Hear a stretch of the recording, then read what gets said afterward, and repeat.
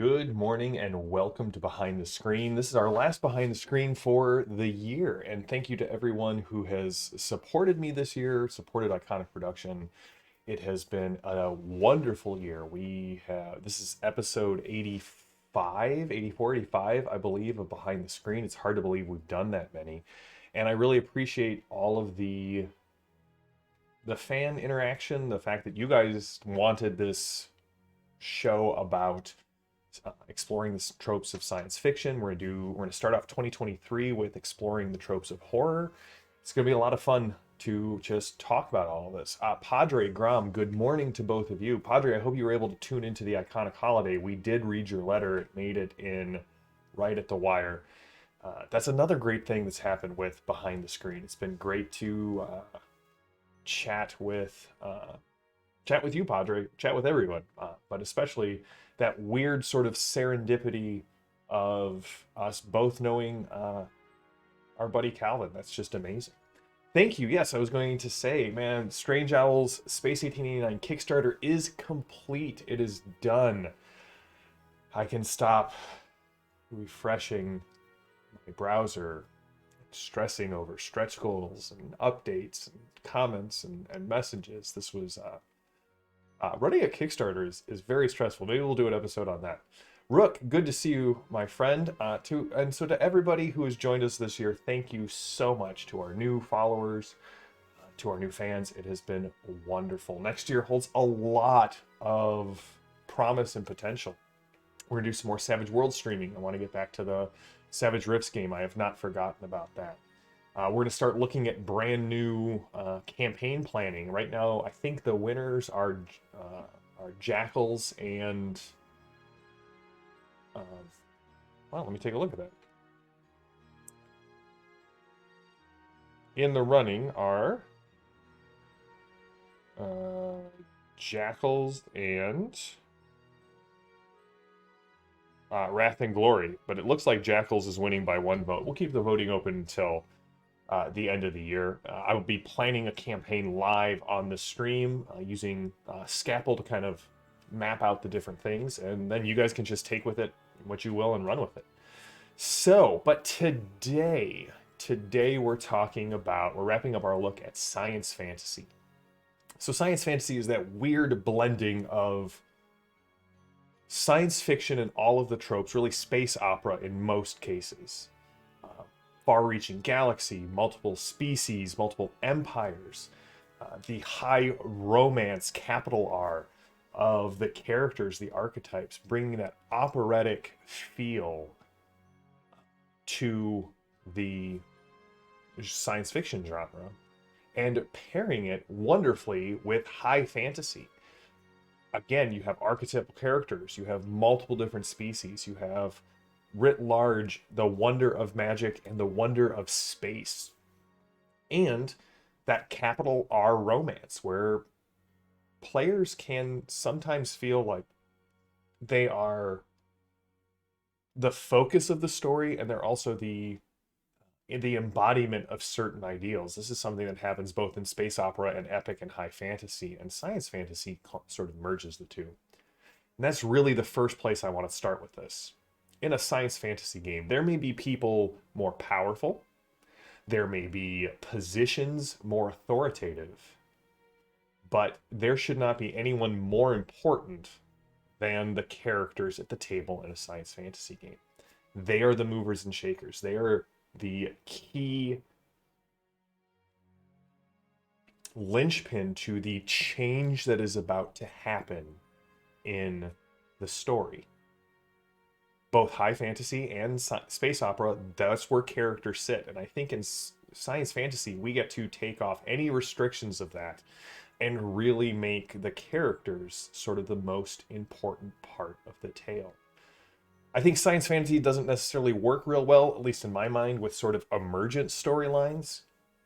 Because of the operatic nature of it, I really think you want to have kind of an arc planned, maybe several arcs. Take a look at I'm going to use my own game because it's the one I'm most familiar with, the Fading Suns campaign that I ran.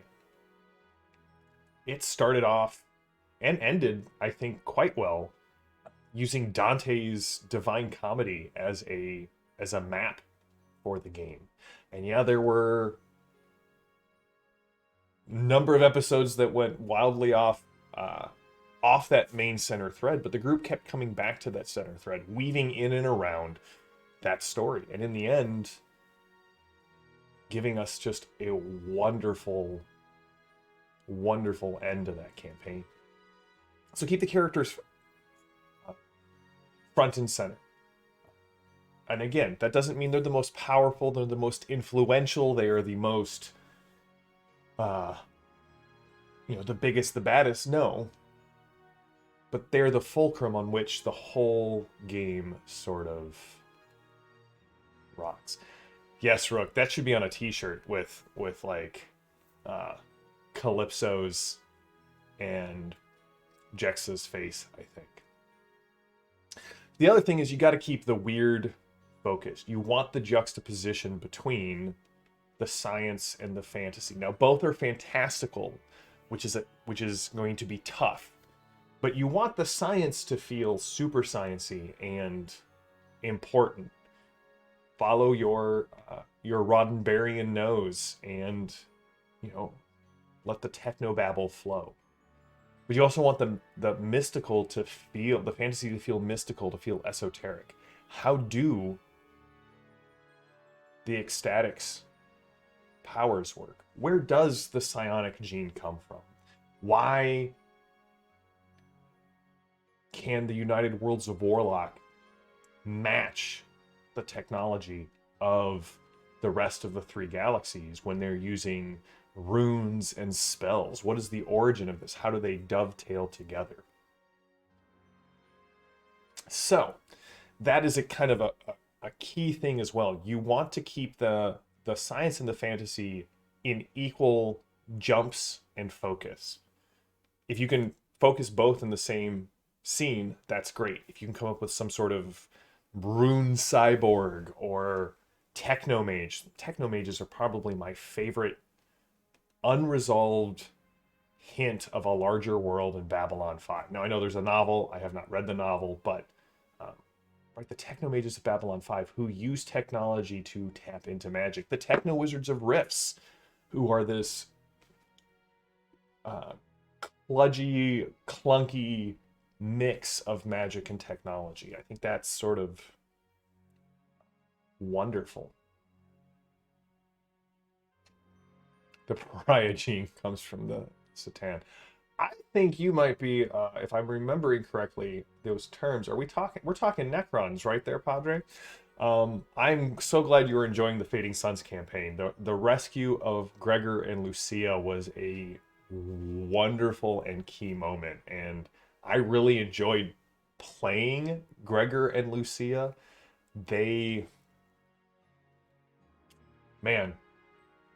That was just a wonderful dynamic to play. Have you gotten to the Techno Dragon yet? I won't spoil anything more than that, but that moment was sort of fairy tale magic for me. Or as Umberto Eco would say, the fairy tale realism of role-playing. Yeah. So last but not least, I sort of feel like in science fantasy, you have to have the capital THE big bad evil guy. I think you need to have, standing in stark opposition to the heroic fulcrum of the player characters, you need that point of darkness that stands on the opposite side of them. Whether that's Vader, Palpatine.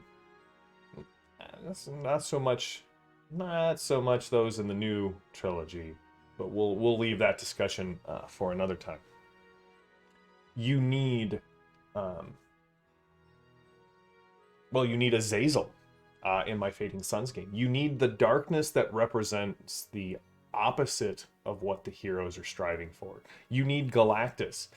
Although, Rook, let's take a second. But Galactus is actually, you know what, Rook? That is a great point, because Galactus comes back to this last point I was going to say. You got to put the opera in space opera. You got to keep it front and center. Vader is not just the opposite of Luke. He's Luke's father. He represents the potential falling of from grace that Luke faces. You have the Galactus is this tragic figure, right? He is the devourer of worlds, but he's also the sole survivor of the last universe. And the more we lean into the cosmic storyline, he is also the thing that keeps the Celestials in balance. I love that. You want to tie your characters to the villain in a very operatic way, which means relatives, mirror images, there but for the grace of God go I. Or I think this is sort of where Marvel shines over DC. I would say that Marvel tends to I love DC more than I love Marvel, but DC is very mythic. It is very archetypal. Marvel focuses a lot more on the personal interactions. And so when we see the tragic nature of the villain, Doctor Doom wants to rescue his mother from hell. He wants to provide for his people. He just goes about it in the worst possible way. So there's this tragedy there. I think space opera really shines when you can bring that, again, operatic nature to the experience of our players at the table. Now, you may not want to go watch opera. That's fine. I think there is something to be said that opera is an acquired taste, because you have to understand a lot of things before you even approach opera, right? You can't enjoy Wagner without, knowing German.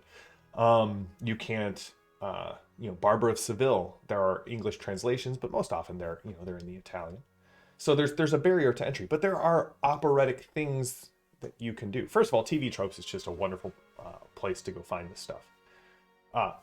Repo the Genetic Opera is a wonderfully gruesome rock opera that is a good introduction to the opera genre. There are places that you can find this. The original Star Wars trilogy is very operatic in nature. So I would say kind of focus on those things. Let's see here. Yes, Gemma versus the Techno Dragon. That whole thing came together. Man, what a... Again, it was only after the fact that I realized when the dragon showed up, I had the princess and the king and the stepmother and the jester and the Blackheart, all of it together, just kind of, and the knight. It was just so perfect, but sort of after the fact. Yeah, Azazel with the goat horns. Yeah, man, we could talk quite a bit about scapegoating and sin eating and the goat set aside for Azazel. But again, this is science fantasy, which I'm going to try and stay focused. Padre just make it very easily to be distracted and go running down other rabbit holes. So the last thing you want to do is I think you need to stress that whatever direction the players are coming at to a science fantasy game, that you provide good rewards. You provide interesting choices. Are there options in your setting or your system to allow the wizard to pick up the blaster, to forsake wizardry and transfer it all over into all of his knowledge of artifice into forging new technologies? Are there moments where you can give the world-weary mercenary the chance to spend some time at the monastery and develop his psionic powers and try and find a way to reconcile these two things? We've talked about how genres are all Venn diagram overlaps of each other. the common tropes that we can draw a circle around and say these things generally represent this genre, and this book or movie or comic or game generally falls somewhere within this circle. Well, now we have science fantasy where these genres are overlapping in their own Venn diagram. It can be tough to juggle all of these things. But what's interesting is if you can provide ways to keep both in tension and yet both in focus, I think that's really where you're going to find your players really engaging with the story and with the game. Maybe the fantastical elements don't have a defense against technology. And so the group has to go out and seek these specific types of technology. Maybe it's plasma weapons, something like that, that actually everyone gets drawn into the tech side. Maybe the only way past this death machine's defenses are acts of faith or arcane rituals. So even those who don't necessarily trust in it know it exists and have to believe in it somehow to make it past this defense. The skeptic who believes that ancient weapons and hokey religions are no match for a good blaster at your side comes face to face with the reality that no, magic exists and you've got to deal with that. Or, say, falls in love with a princess who has magical talent. How do you reconcile that? So, let's see here. Rook has...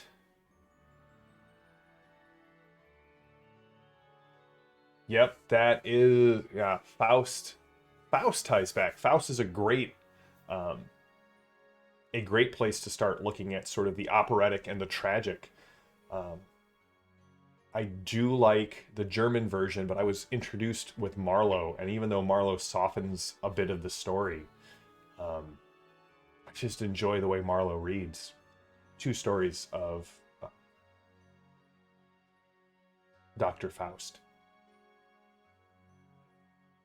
So Rook says he actually frequently gives his players abilities or feats based on how the story progresses. Their decisions inform their futures, and I push that forward.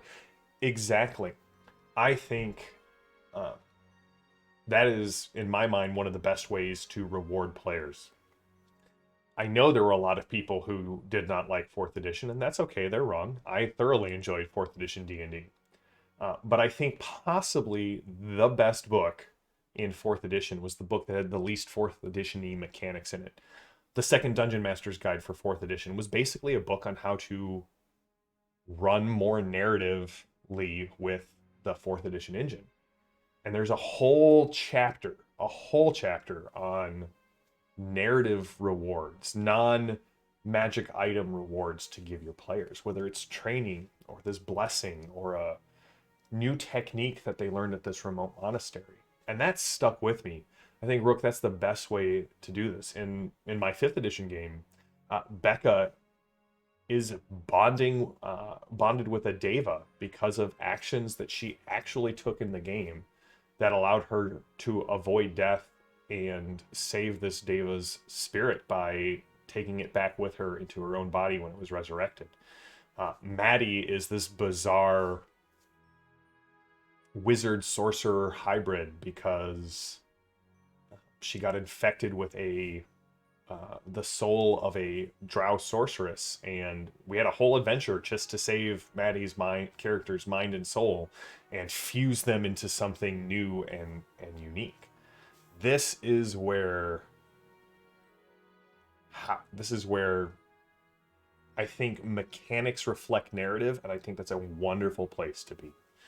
In my 2nd edition D&D game, we just had another player, Ben. Ben has buried 6 characters now in Axia. He is definitely going... I told everybody that at 10 you get a prize. I haven't established what the prize is. But Ben is, 60% there.